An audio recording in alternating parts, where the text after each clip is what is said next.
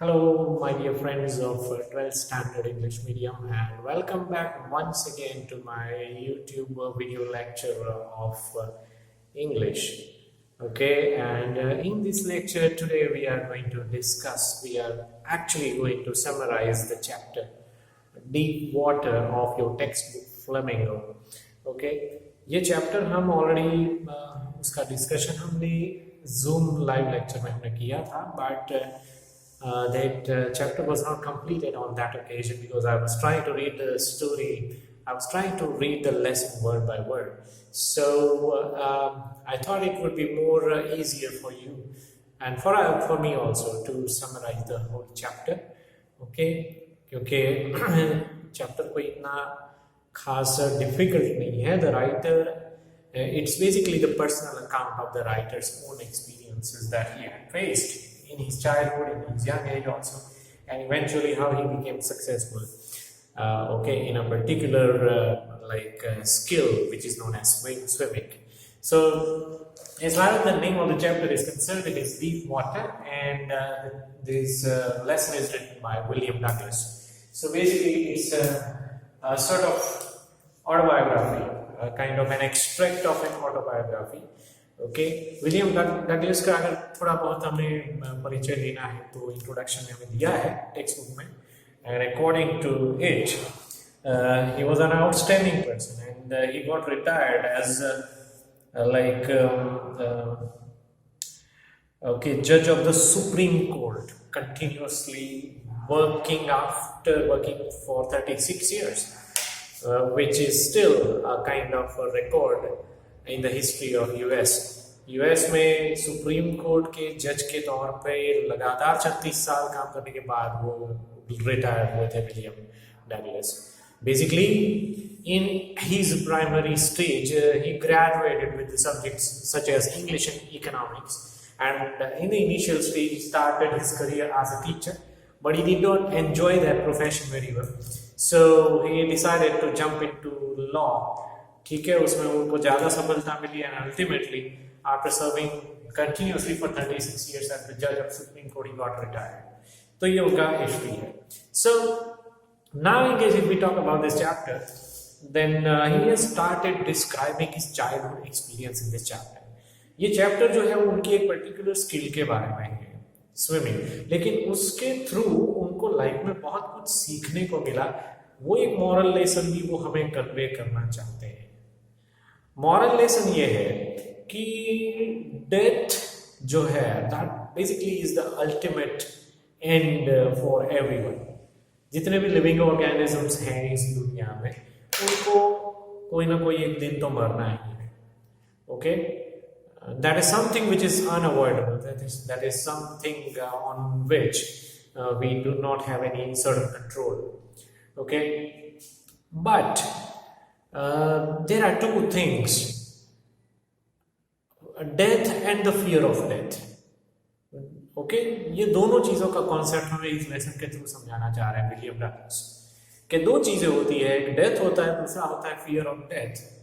Now in fact death in itself is not that much of fearful, but the fear of death is much more fearful than the death itself.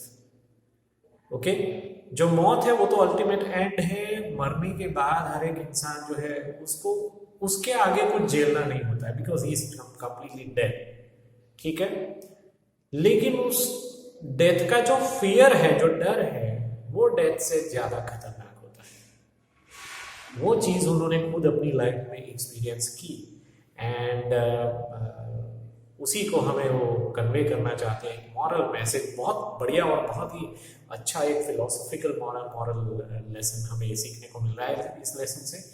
And किस तरह से उनको ये experience हुआ. ऐसा नहीं है कि कहीं पे उन्होंने पढ़ा, किसी ने उनको समझाया, या तो कहीं पे उन्होंने देखा, या it came to his mind by some of his own experiences only. तो वो किस तरह से हुआ उसको हम समझेंगे. सबसे पहले basically the writer when he was in the period of childhood at a very young age he had a bad experience with water. Once upon a time, he went to the beach of California along with his father, okay, and he was knocked down in the water, in the sea water, okay, and for a very brief moment, he realized that he was facing death. In fact, he literally realized that there was nobody around him to save him, and that was the end of his life. That's what he felt at that time. अब obviously एक छोटे बच्चे का सवाल है, जहाँ तक एक छोटे बच्चे की अगर हम सोच को नज़र में रखेंगे तो हमें पता चलता है कि छोटा बच्चा छोटी मोटी बातों से भी डर जाता है। तो यहाँ पे तो पानी में गिर गए थे और उस मोमेंट के दौरान वो ये भी भूल गए कि पापा उनके साथ में उनको उठा लेंगे, बचा लेंगे। But still even subconsciously he knew that he was with his father. Still he had that sort of fear, the extreme level of fear that he had faced for the first time in his life, that he literally felt as if he was dying. Okay, obviously his father saved him. Okay, and वो father तो उनके हंसने लगे और ये incident उनके लिए छोटा था लेकिन बच्चे के लिए बहुत बड़ा था incident. From that point he developed the fear of water. Okay, इस फियर ऑफ वाटर को दूर करने के लिए उन्होंने at the age of 9 or 10 years he decided to learn swimming. Okay, and he decided to learn swimming at one of the clubs which was nearby to his house, YMCA. उसका जो swimming pool था वहाँ पे उन्होंने swimming सीखने का तय किया, and his ambition was approved by his family also. So he started attending the swimming classes at YMCA. Okay, जिसका लाइक वो इतना ज़्यादा गहरा पानी नहीं था वहाँ पे। Okay, the extreme depth was of only 9 feet. Okay, so minimum उसका डेप्थ जो था वो 3 feet था और एक्सट्रीम जो सबसे ज़्यादा था वो 9 feet का था, ऐसा कुछ वहाँ पे था। So there was no such danger, there was no imminent danger जिससे डरने की बात कोई हो सकती थी। ठीक है, लेकिन यहाँ पे भी अनफॉर्चुनेटली एक इंसिडेंट उनको ऐसा हुआ कि जिसकी वजह से उनका फियर जो है वाटर का वो और बढ़ गया। Initially he learned the basics, he started learning the basics of swimming. ठीक है, थोड़े दिन अटेंड किए स्विमिंग पूल के इंस्ट्रक्टर ने उनको थोड़ा बहुत बेसिक नॉलेज दिया। ठीक है, but then all of a sudden on One day he went earlier than the others to the swimming pool. There was nobody around him at that time. He was all alone and he was just sitting casually, okay, on the side of the swimming pool and waiting for the others to arrive. And at that time, 18-year-old crazy boy, एक बहुत ही शरारती लड़का जो है वो वहाँ पे आया। उसने देखा बच्चा अकेला है, ठीक है, और ऑब्वियसली फिजिकल स्ट्रेंथ के बारे में तो कोई कंपैरिजन दोनों का हो नहीं सकता है। Okay, he was physically strongly built 18-year-old young boy and this was a small child of nearly 9 to 10 years. तो उसने शरारत में मस्ती में ही इस बच्चे को उठा के, यानी कि विलियम डगलस को उठा के फेंक दिया स्विमिंग पूल में। He threw him to the swimming pool and unfortunately he fell onto the swimming pool at the kind of depth which was 9 feet down to the swimming pool. ठीक है, जितनी सबसे ज़्यादा डेप्थ थी वहीं पे उसने इसको फेंका। जाहिर सी बात है that was out of the expectation, and so he was suddenly shocked. This child was suddenly shocked and he started to drown deep inside the swimming pool in a sitting position. Okay, but while drowning his mind was awake. और जितना भी उसने swimming सीखा था उसके आधार पर he started thinking that he would touch his feet down to the bottom of the swimming pool and then he would just give a big a kind of a strong jerk to the opposite side and then he would take a big jump and that's how he would be able to come out of the swimming pool and there would be no fear of no such danger, fear of dying. ऐसा उसने सोचा था, यानी कि डूबते समय भी उसका माइंड अवेक था और थोड़ा बहुत स्विमिंग अभी तक वो सीख भी चुके थे। ठीक है, तो ऐसा उन्होंने सोचा कि जैसे ही उनके पैर जो है वो नीचे फ्लोर पे छुएंगे वो धक्का देके, जोर से धक्का देके ऊपर आने का कोशिश करेंगे और ऊपर आ भी जाएंगे, क्योंकि 9 फीट का जो डेप्थ थी approximately, okay, based on that calculation, he was quite sure at that time that he would be successful to come onto the surface back. Okay, but unfortunately that did not happen. While he was drowning, he could see the kind of lights around him, okay, water everywhere, and he was able to stop his breath at that particular moment, because he was waiting for that opportunity when his feet would touch the floor, and then he would give a big jerk and big jump in order to come back onto the surface of the water. Okay, as soon as his feet touched on the floor, he tried to jump back strongly, but unfortunately that jump was not strong enough for him to come back onto the surface. Okay, jump उसने जरूर किया, लेकिन वो surface पे वापस नहीं आ पाया. He was stuck in between, inside the water itself, and there was no hint of the surface. Okay, थोड़ी बहुत उसकी नाक जो है, उसका चेहरा जो है वो जरूर बाहर आया, but otherwise he was unsuccessful to draw his body back onto the surface. Okay, उसके बाद उनको बहुत ही जोरदार डर लगा. Again he felt as if he was facing the death, he was going to die, because in fact at that moment too he knew it quite well that there was nobody around to save him from this situation. पहले तो पापा थे, बहुत छोटी उम्र में जब उनको एक्सपीरियंस हुआ, at that time he was with his father, but this time around he was feeling assured that there was definitely nobody around him to save him. Okay, so he was feeling faint.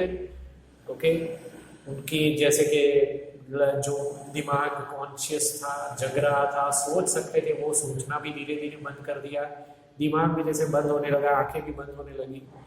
Okay, और he felt as if he was making his journey to the oblivion, and that was the last thing that he remembered.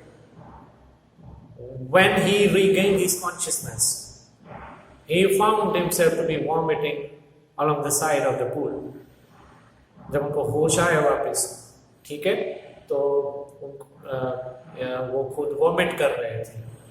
Swimming pool के बाजू में उनको सुलाया गया था, vomit कर रहे थे. तो obviously he was saved by someone at the last moment, probably by the swimming instructor or whosoever it was. That is not mentioned in the lesson. लेकिन उनको होश आ गया और in time he was saved. ठीक है, और वो vomiting कर रहे थे. But that was again a very crucial point of his life, कि तब से उनको परमानेंटली जैसा कह सकते हैं कि एक फियर जो है वो दिमाग में बैठ गया. Okay, and the kind of joys that he could enjoy in the water, like canoeing, swimming, fishing, etc. Okay, he could not do it anymore because he developed a fear of water from this point onwards. Okay, उन्होंने ये fear के साथ जीना शुरू किया.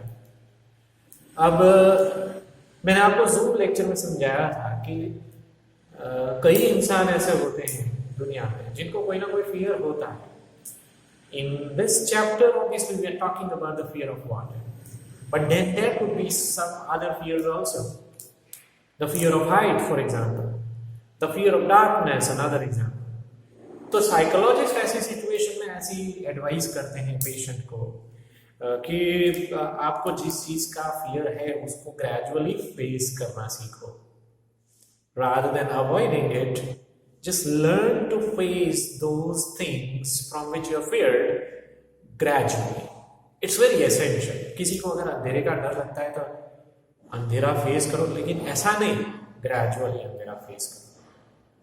शुरुआत में 2 minute के लिए, फिर 3 मिनट के लिए, फिर 5 मिनट के लिए, फिर 10 मिनट, ऐसे ड्यूरेशन अगर बढ़ता रहता है, जो चीज़ का आपको फियर है उस चीज़ को धीरे धीरे ज़्यादा आप फेस करते हो, तो फिर आपको एहसास होता है कि हाँ, जिस चीज से हम डर रहे हैं उसमें डरने वाली कोई बात ही नहीं है। In case if we talk about darkness, then darkness is nothing. It is the absence of light. That's all. Otherwise जगह तो वही है। आपने भी देखा होगा कि जब हम हमारे बेडरूम में होते हैं, घर में, ड्राइंग रूम में, कहीं पे भी, ठीक है, अंधेरा होता है, जब हम लाइट करते हैं तब थोड़ा हमें एक कॉमन सेंस से सोचना चाहिए कि सब कुछ वैसे का वैसा ही है, सारी चीजें वही के वही पड़ी है और हमेशा वही रहने वाला है। अंधेरा इसलिए हुआ क्योंकि लाइट नहीं थी। जैसे हमने लाइट जलाई तो फर्क कुछ नहीं पड़ा है। ओके, जो चीजें, जो जगह थी वो तो बिल्कुल वही है। So darkness in itself is not that much dangerous, it is only the absence of light, but that fear of darkness is very very dangerous. तो प्रॉब्लम एक्चुअली हमारे में है, अंधेरे में कोई प्रॉब्लम नहीं है। Similarly problem is not in water, okay, the problem is not in death, okay. लेकिन जो पानी का डर है, जो राइटर को पानी का डर जो घुस गया उनके दिमाग, तो वो राइटर का प्रॉब्लम हुआ, ठीक है। ऐसे मिसएडवेंचर्स या एक्सीडेंट्स वगैरह वो सब तो होता रहता है। कई बार ये भी होता है कि लाइक एक आध दो बार अगर किसी को कोई व्हीकल, टू व्हीलर, बाइक या तो फोर व्हीलर चलाते हुए कोई एक्सीडेंट हो गया, मान लो कि छोटा मोटा है, तो लाइक कई बार खतरनाक एक्सीडेंट भी होते हैं, ठीक है, इंसान बच जाता है, लेकिन उसको उसका फियर हो जाता है, अब से तो मैं बाइक नहीं चलाऊंगा, बहुत खतरनाक एक्सीडेंट हुआ था, पैर में फ्रैक्चर हुआ, हाथ में भी हुआ, अब से तो नहीं चलाऊंगा, मुझे बहुत डर लगता है, ठीक है। तो ये गलत बात है। कहने का मतलब कि एक्सीडेंट और मिसएडवेंचर, ओके, वो ऐसी चीजें हैं जो अचानक से बनती है। कई बार उसमें हमारी गलती नहीं होती है, कई बार हमारी गलती होती भी है, ठीक है। लेकिन अगर हमारी गलती है तो we need to be more careful from the next time onwards, और अगर हमारी गलती नहीं है तो फिर हमें डरने की बात ही नहीं, ओके। ऐसा नहीं है कि हमेशा ऐसा ही होता रहेगा। We just need to show the careful attitude towards that particular act of driving from that point onwards. That's basically is the thing that we need to keep in our minds, and we need to train our mind in our we need to train our minds in that way that we get habituated with that sort of activity. चाहे वो swimming की बात है, driving की बात है, अंधेरा face करने की बात है। अगर आप क्रिकेट खेलते हो तो लाइक बाउंसर किसी बॉलर ने फेंका और आपको मुंह पे लग गया, क्रिकेट खेलना कोई छोड़ नहीं देता है, तो फिर भी खेलता है, but you got to just overcome that fear.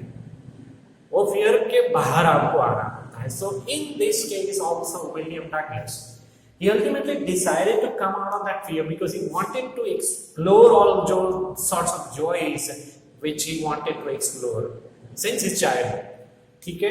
Canoeing करना, स्विमिंग करना, फिशिंग करना, ये सारे जॉयज को एक्सप्लोर करना चाहते हैं। और उससे भी ज्यादा इंपॉर्टेंट बात ये है कि he just wanted to overcome this fear, के पूरी लाइफ ऐसे फियर के साथ आपको जीना नहीं है। So again he hired an instructor and again he started to learn swimming, ठीक है।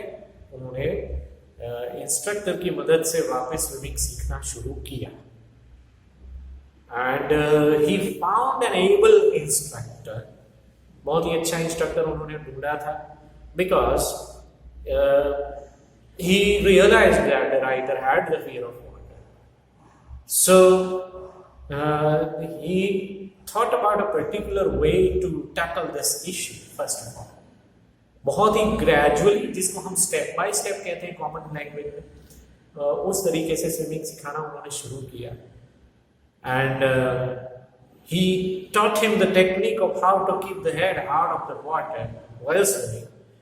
And sometimes the head might go inside the water also, but at that time how to exhale when the head is inside the water, and how to inhale when the nose is outside the surface of the water.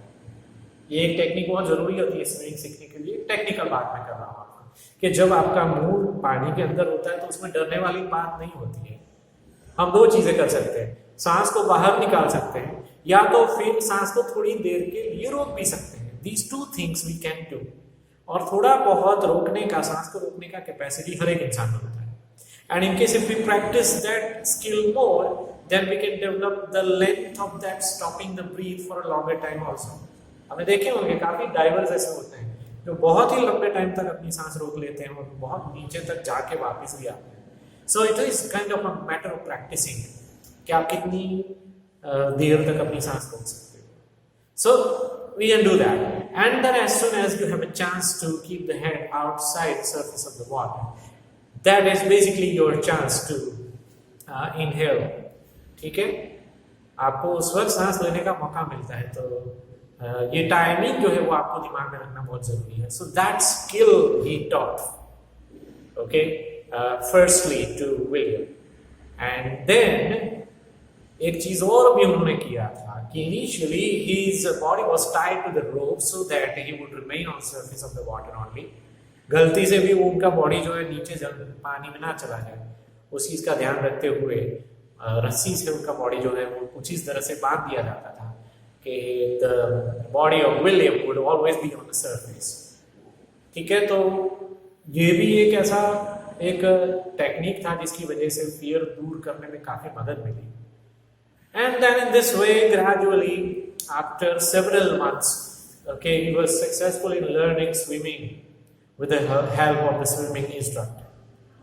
Okay, but now it was time कि swimming instructor के साथ वो पूरी life नहीं रह सकता है, हमेशा उसकी मदद से वो स्विमिंग नहीं कर सकता है.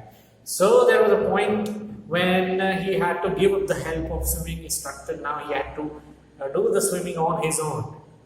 ठीक है, तो स्विमिंग इंस्ट्रक्टरों को अगर अकेले उनको छोड़ दिया जाए तो किस तरह से स्विमिंग करना, वो सारी इंस्ट्रक्शन देते हैं उनको. And he was advised to go to the lakes of the different depths in different areas.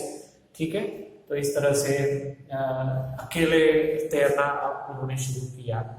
Okay, but whatsoever traces of fear still was left in his heart. क्योंकि जब अकेले तैरना उन्होंने शुरू किया तो ऑब्वियसली जो डर था वो वापस उनके दिमाग दिल में वापस लौट के आया.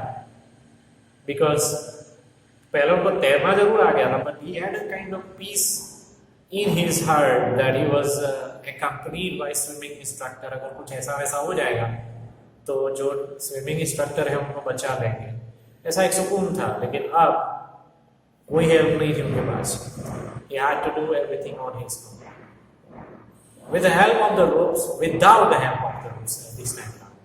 ठीक है, अब पूरा का पूरा स्विमिंग उनका अकेले करना है. So that fear again came back onto the surface. So what he decided, it was only kind of developing the willpower of being alive. उसका एक ही solution था जो उन्होंने मन से निश्चय किया कि विल पावर को डेवलप करना यही एक अल्टीमेट सोल्यूशन है जिसकी बदौलत वो स्विमिंग वो बहुत ही टैक्टफुल तरीके से कर सकते थे. सो again he developed that will power, and while developing that will power he practiced hard.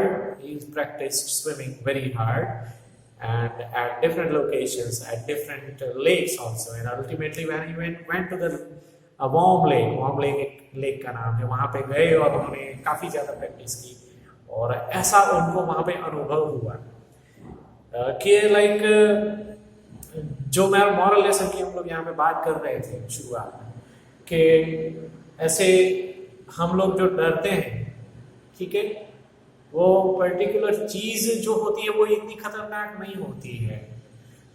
In case if we are feared with death, then death in itself is not that much dangerous, because that is the ending point of any person's life. We need to, face it whenever it comes. But that fear of death is much more dangerous than the death itself.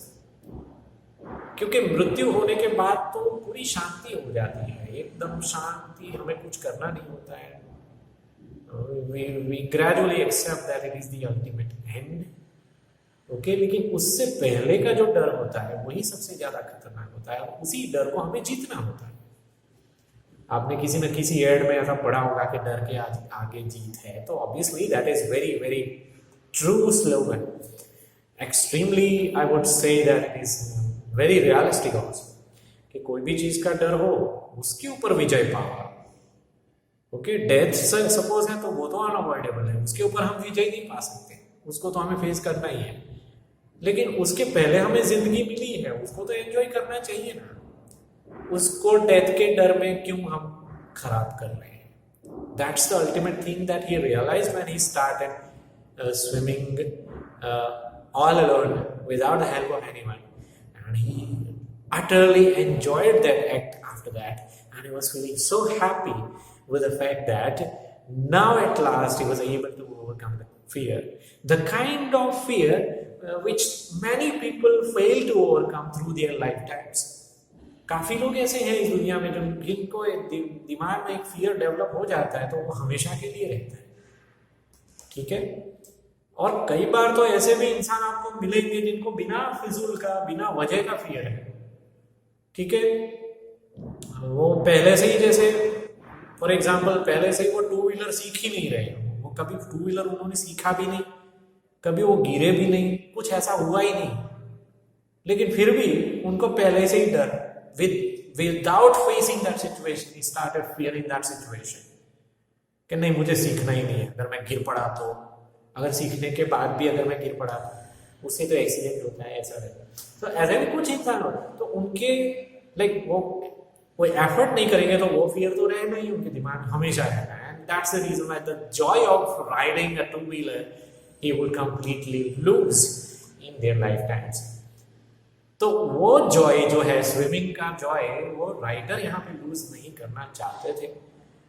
और उससे भी ज्यादा जरूरी बात ये थी कि वो एक फियर के साथ नहीं जीना चाहते थे। And that's why it was very essential to remove that fear so that he could fully enjoy that life. और ऐसा मेंटालिटी के साथ अगर इंसान जीता है तो उसके दूसरे भी इंटरपर्सनल ग्रोथ होते हैं, and that is probably the reason why he developed as a very successful person as a judge of the Supreme Court। वो बने, काफी साल उन्होंने काम किया, एक नाम बनाया उन्होंने, साथ में राइटर भी बने और एक बहुत ही अच्छा एक इंस्पायरिंग मैसेज भी हमें दिया। तो उनको पता चला कि कोई भी फियर जो है उसके साथ हमें नहीं जीना चाहिए, जब तक हम जिंदा रहते हैं तब तक कोई भी फियर नहीं होना चाहिए। In order to enjoy all the aspects of life, there should not be any kind of fear in our minds. So that's the ultimate message that the writer William Douglas gives us through this lesson. So the discussion of this lesson finally comes to an end. I would strongly advise you to read this lesson for twice at least. एक या दो बार, कम से कम 2 बार इसको जरूर पढ़िएगा। After that, do the exercise from the Camp Publication book. In case if you don't have it, then raise your doubt to me. I will definitely solve your doubts. Okay, so keep in touch. Enjoy your Diwali vacation also. Okay, that is the end of this lecture. Thank you very much. Bye-bye.